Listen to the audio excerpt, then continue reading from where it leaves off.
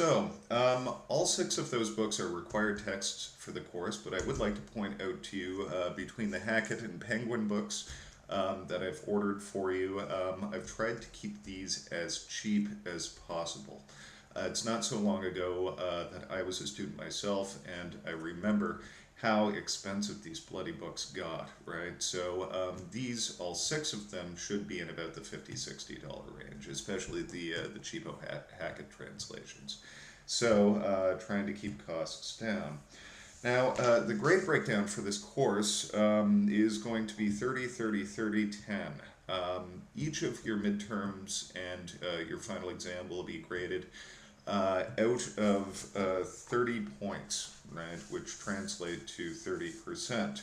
The exams for this course divide the course, like I say, into three sections. The first one, Socrates, Plato. The second one, Aristotle, Hobbes. And then the final one, Nietzsche, Kierkegaard, Nietzsche, rather. That's how we're going about it. Each will consist of 6 questions that'll isolate either a passage or something I brought up or something that occurred in the discussion board for the class, and ask you a specific directed question. Right off the bat, you should understand that this is going to be a writing intensive course, and the nature of philosophy is that we really have to develop a really precise facility with language too. I urge any that are weak in terms of their writing skills, not that I want to assume anybody's weak in terms of their writing skills, but if you suspect that maybe this is going to be sort of a soft spot for you in this course, you should perhaps get some academic writing counseling, or perhaps just give it a go and have somebody proofread for you before you submit your exams. Those are the exams. There are going to be 3 of them weighted at 30% each, 6 questions weighted at 5 points each. Each one of those questions is 5% of your final grade. So I urge you to keep that in mind when you are crafting your answers to these questions. Right? So I'm looking for a substantial response to each of the directed questions. You'll see as we go on. The remaining 10% I have on the first page of the syllabus here is discussion board participation. Now, you'll see starting next week that with regard to each of the 6 figures that we are going to study in this course, we will have a discussion topic. I'm going to ask you a directed question as a group, right? And what you're going to do is you're going to log on to the discussion group and discuss this specific and directed question.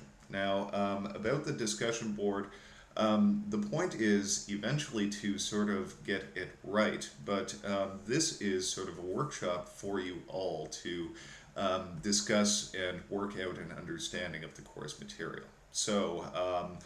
I understand X, Y, and Z, but I don't get A and B, can somebody help me, is a perfectly acceptable sort of discussion post with regard to the questions, right? The insufficient ones are going to be of the I agree or this is stupid with no further explanation. Quality with regard to your discussion posts is going to count, right?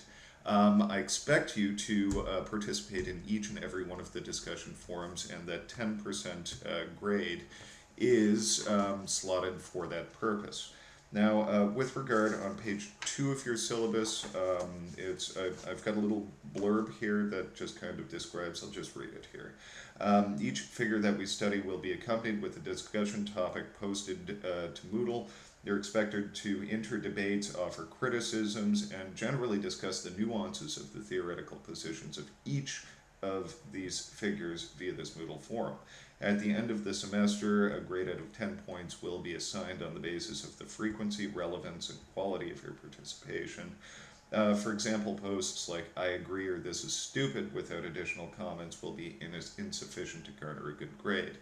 Now, what I want to add to this is that With regard to questions about the nature and layout of the course, about course procedures, that sort of thing, um, the discussion forum is for the discussion of the course material only. Any questions about, hey, when are we going to get our midterm grades back, or have you seen a post for X, Y, or Z yet? That's inappropriate for the discussion forum. Those questions should be directed to my email, and I will do my best to answer those emails in as timely as possible fashion. So the examinations, we've already covered those, and especially I should point out that in a quick semester like the summer semester, you should really not be falling behind, and the due dates for these exams are firm, right? So I won't be able to be accepting late submissions, especially just with the breakneck speed that this course is going to take. Now, in terms of where you'll find everything for this course, Moodle is going to be sort of the nexus, the node from which you get everything else. So there will be links to video lectures like this one posted to Moodle, right? So you'll follow the link to a playlist on YouTube, and it will just kind of follow through in this same format as we're seeing here. Links to other video resources will be posted to Moodle as well.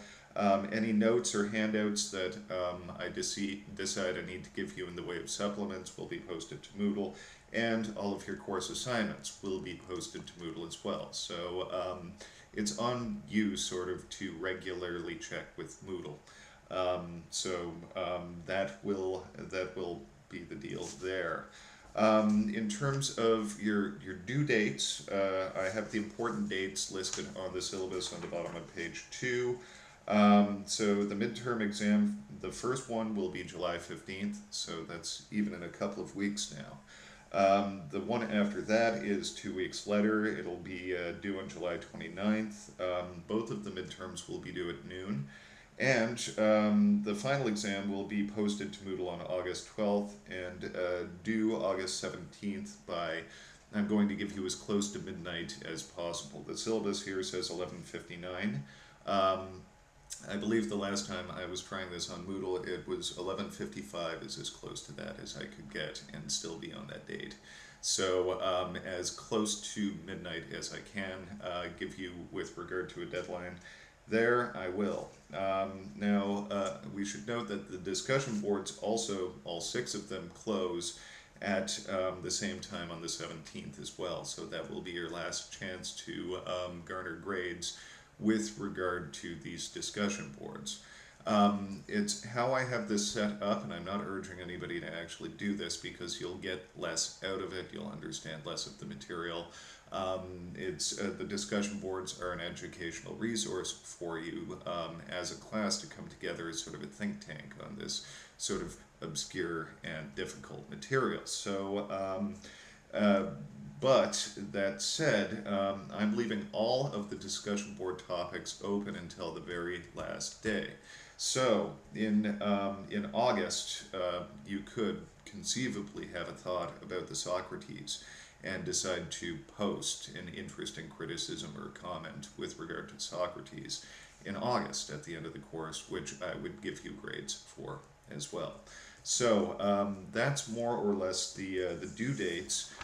You also have a reading schedule here, which breaks down when you should have what read, and it's got the midterm and final exam dates on it on the last page as well.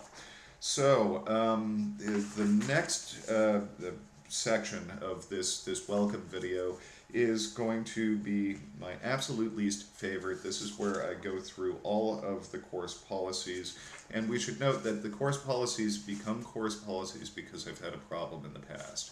So in a second it's going to feel like I'm waving my finger at you, but that's not the case because, well, you haven't done anything wrong yet.